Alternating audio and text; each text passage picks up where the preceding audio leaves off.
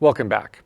So I'm really excited today to introduce you to one of my favorite concepts in probability, the moment generating function. So I remember when I was learning probability, ages ago, this was one of the kind of biggest aha moments for me that connected a lot of different topics. So the moment generating function is, roughly speaking, going to be a nice function that helps us compute moments, things like the expectation, the variance, and higher order moments, things like skew and kurtosis, in a pretty nice compact formula. And it's also going to be central in proving some of the most important theorems in probability and statistics, like the central limit theorem. Okay, so what is a moment? In probability, the moment of a distribution, the moments of a probability distribution, are the expected values of my random variable x, or x squared, or x to the power n. So there are actually infinitely many moments. There's a first moment, a second moment, a third moment, fourth moment, and so on and so forth. And they are the expectation value of my random variable to the power n. So we've already seen examples where this is super important. The mean is the first moment. The mean of my distribution is the first moment. And the variance of my distribution is closely related to the second moment. It's the second moment minus the first moment squared. And these are extremely important for characterizing my probability distribution function. So if I know that my distribution is, let's say, a normal distributed random variable x, or a Gaussian, then it is uniquely determined by the first and second moments. So the first and second moments uniquely determine kind of the mean and the standard deviation.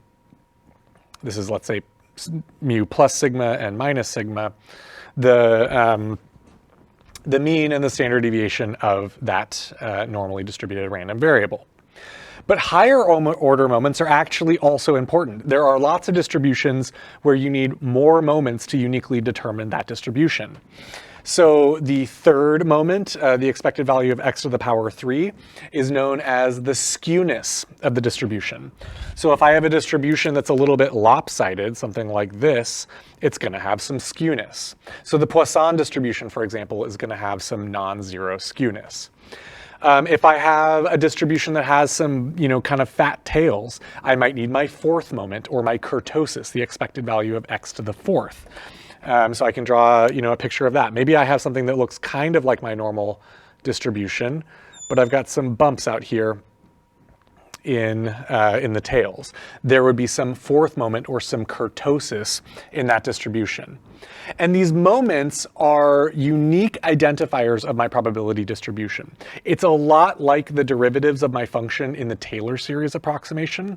So if I want to approximate a function with a Taylor series, I can, collect all of the derivatives, the nth derivatives of my function, and uniquely write the Taylor series for analytic functions.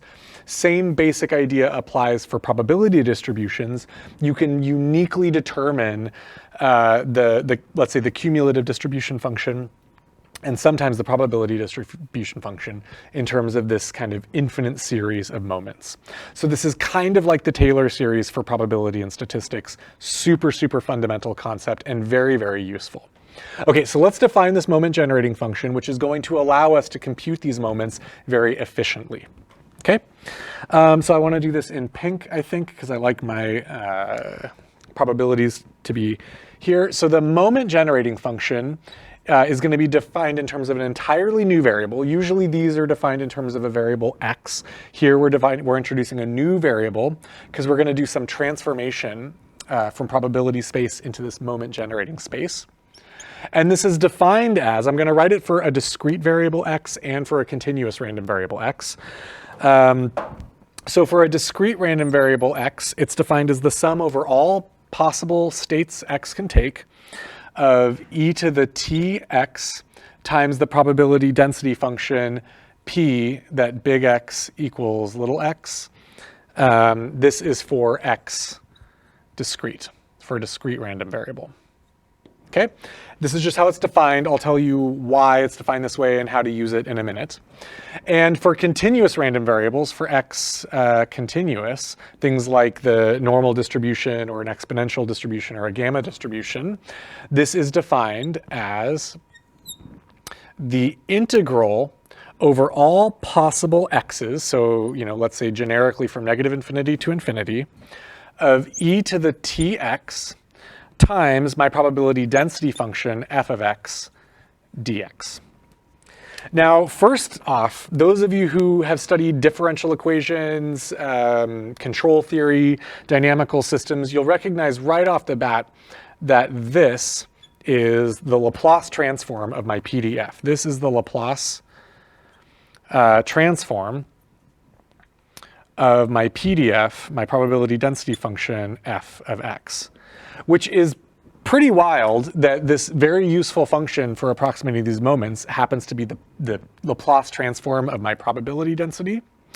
This actually maybe shouldn't be so surprising. Laplace was one of the absolute founders of modern probability and statistics.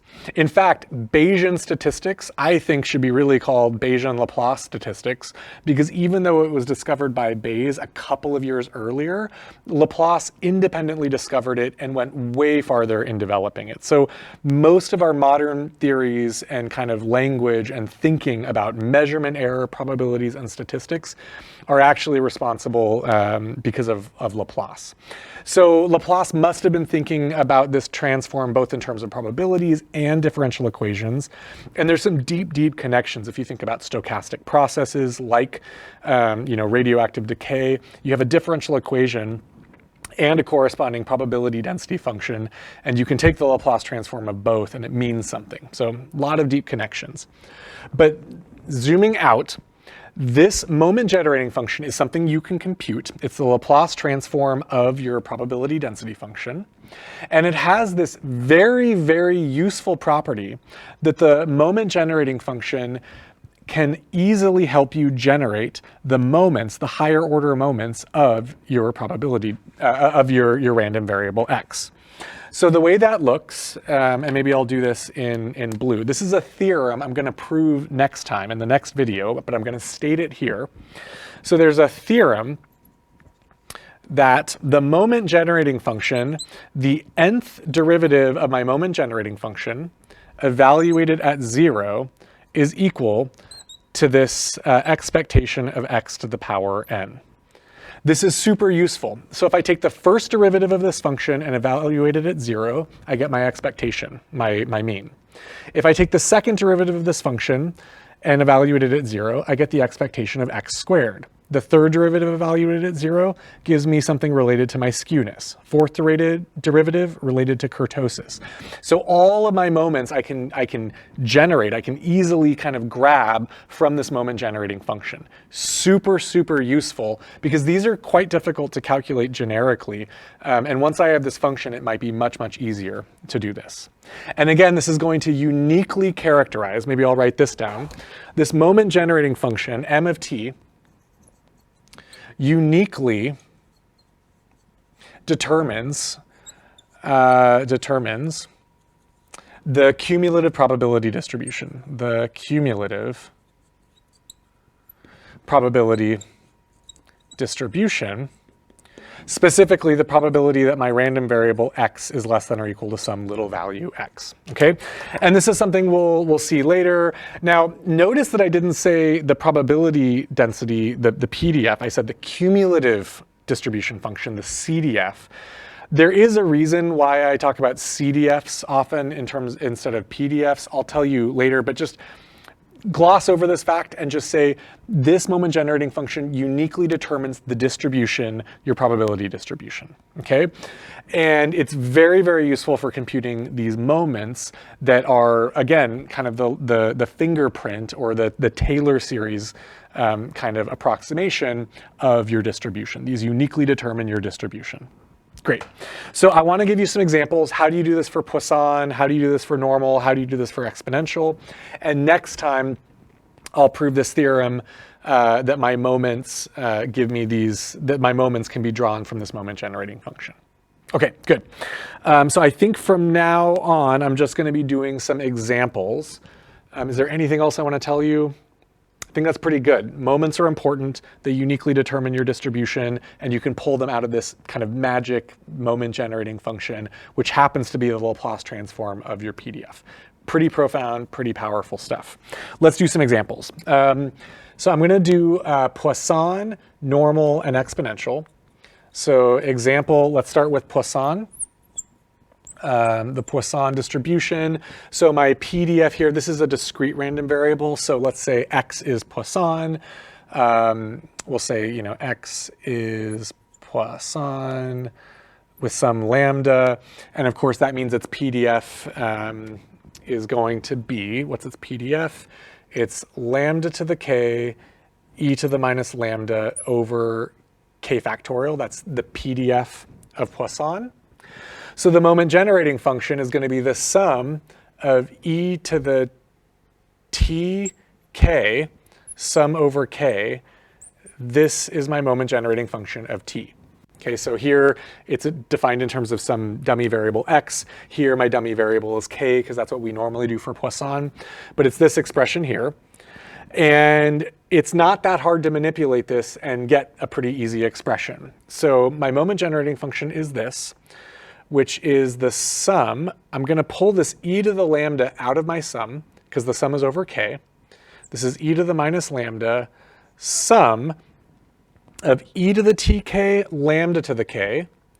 That's e to the t lambda to the power k divided by k factorial. I pulled out my e to the minus lambda, and then I combined these terms into e to the t lambda, all of that to the power k divided by k factorial. Pretty simple stuff. Now, this expression here, the sum of this thing to the k over k factorial, this is the definition of e to the stuff inside the parentheses. So this equals e to the minus lambda times e to all of the stuff in the parentheses. E to the, goodness, lambda e to the t. All this sum here over k, this is the definition of the exponential of all the stuff in this parentheses. So it's e to the lambda e to the t times e to the minus lambda. So this equals e to the lambda. Did I have a minus sign here? Yeah, e to the lambda e to the t minus 1. Okay, so this is the moment generating function m of t for the Poisson distribution. And I can take its first derivative and evaluate at 0 to get the mean. I can take its second derivative, evaluate at 0 to get something related to the variance, and so on and so forth. This is an easy function I can work with. This is how you compute the moment generating function of a discrete random variable like Poisson. Okay, let's try another one. Let's do a normal distribution. Okay, example 2. Normal distribution. So let's say that x is in normal, and let's make it really easy on ourselves. Let's say it's mean 0, standard deviation 1. I don't want to deal with, some hairy normal distribution, just a basic standard normal. Okay, we're going to write this out. We're just going to do it. It's not going to be that bad. And it's going to save us time later when we want to compute higher order moments and do things like that. This is also really important for the central limit theorem. So the moment generating function of this PDF is the integral from negative infinity to infinity of e to the tx times my PDF dx. So it's integral negative infinity to infinity of e to the tx, and my PDF of my normal has a 1 over root 2 pi. I'm going to pull that out because it's just a normalization factor. 1 over root 2 pi times e to the minus x squared over sigma squared, which is just minus x squared over 2 sigma squared. And since sigma is 1, my PDF is just e to the minus x squared over 2. Okay, so I pulled my normalization factor out for my Gaussian normal distribution, and this is the PDF of my normal distribution, and this is my Laplace transform integrating factor. So this is the thing I need to compute. And pretty easy, I'm literally just going to combine these exponentials, do some really basic algebra, and integrate this thing. Okay, so one tiny fact that's going to help us do this is that x squared over 2 minus tx, that's just the minus of these exponents when I multiply this. This thing is equal to 1/2 x squared minus 2tx, which is equal to 1/2 x minus t quantity squared minus 1/2 t squared. Really, really simple. If you take x minus t squared, times 1/2, and then you subtract off the t squared term, you're just left with an x squared and a 2tx. Okay, this is really, really simple. Just, expand your polynomial, whatever. This is just an identity to take this exponent here, when I multiply these two, and write it in terms of these squared exponents that are going to be a little bit easier to work with. This is just an identity. And so now this integral here is equal to 1 over root 2 pi, integral minus infinity to infinity, of let's see, this thing here, which is e to the minus 1/2 x minus t quantity squared plus 1/2 t quantity squared, all of this integrated with respect to x. So this is tx minus x squared over 2, which is the minus of this identity. So I get the minus of this identity, which is 1/2 x minus t squared plus 1/2 t squared. We're just doing integration now. And now I can split these integrals up. I can split this product up here. So this equals, my e to the 1/2 t squared doesn't depend on x, so I can pull that outside of my integral. So now I get e to the 1/2 t squared times 1 over root 2 pi, 1 over root 2 pi, integral minus infinity to infinity of e to the minus 1/2 x minus t quantity squared dx. Now this is the probability distribution for another normally distributed variable with mean t and standard deviation or variance equal to 1. So this thing also has integral probability equal to 1. If I integrate this from negative infinity to infinity, the law of total probability says this integral equals 1. And so my moment generating function is just this stuff on the outside. It's just equal to e to the t squared over 2. This is my moment generating function for a normal. Pretty simple stuff, okay? I mean, like, there was a little hairy math in the middle, but I think you followed. This is calculus, it's easy, we know how to do this. And now we have this really simple function for the moment generating function. This is actually a nicer function than my PDF in a way. It's closely related, but it doesn't have all my normalization stuff. Okay, let's do one more example before we close out. So the last example I'll do is my exponential distribution. Okay, so now I'm gonna do example 3, exponential. And my exponentially distributed random variable is pretty closely related to radioactive decay and things like that. So, that's where your ODEs and your Laplace transforms are going to come in if you really wanted to follow up on this.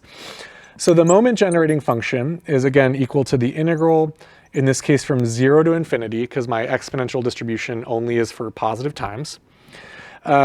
And here I'm going to introduce a different dummy variable s for my Laplace transform, because my exponential already is defined with a variable t, and it's going to get confusing.